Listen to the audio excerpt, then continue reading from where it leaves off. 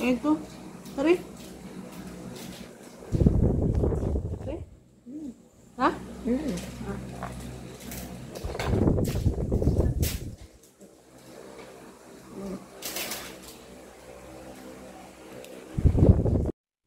Hello guys! At ito po nga po yung update kay Rina. Ito po yung mga araw ng pasukan po. Ito po yung mga ginagawa niya sa araw-araw. Gigising ng maagang maaga kasi nga maaga po yung pasok niya sa school at kailangan niya po talagang bilisan yung pagkilos. Dahil po yung service niya po is nag-aantay na po yan sa labas. Dahil if I'm not wrong, yung pasok niya kasi mga 7:30 or 8 AM. So, medyo malayo-layo po yun. Kailangan niya talagang maaga pang gumising. Kaya sa Reyna, maaga din niya natutulog sa pag-after niya ng tutor, after niya ng mga gawain niya mga daily. Ayan. Matutulog na po yan siya maaga dahil maaga po siyang gigising pagka next day. At ito nga po pagkatapos, after ng school, yung gagawin niyan, pahinga ng konti dahil darating yung tutor niya at magsa-study na yan sila after niyan.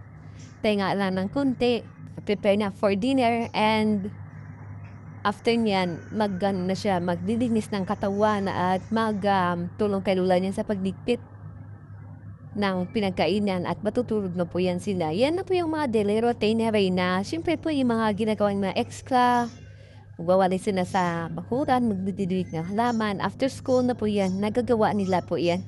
Ganyan po kabisi yung buhay ni Reyna, ano? At sa mga nag-uuri dyan, nakamusta na daw si Reyna, ganyan, di nag-aaral. Hindi po yung totoo po, si Reyna po supportive daw po yan ng 2 TC. Yan.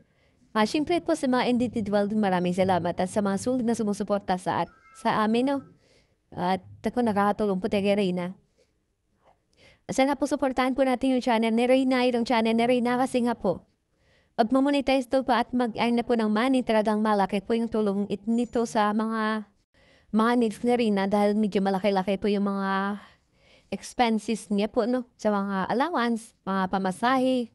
Kasi kung na po yung service niya, napakamahal po, 7,000 kung kumplito po yung yung pasok niya sa isang buwan, mga 7,000, around 7,000 po yung binabayad natin dyan.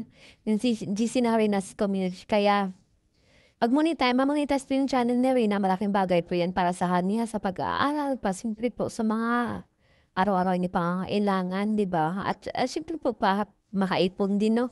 Sana po supportahan po natin lahat.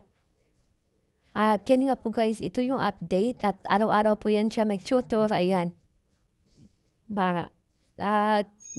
Talagang yung araw ni Reyna is productive guys kasi wala po siyang sinasayang sa isang araw.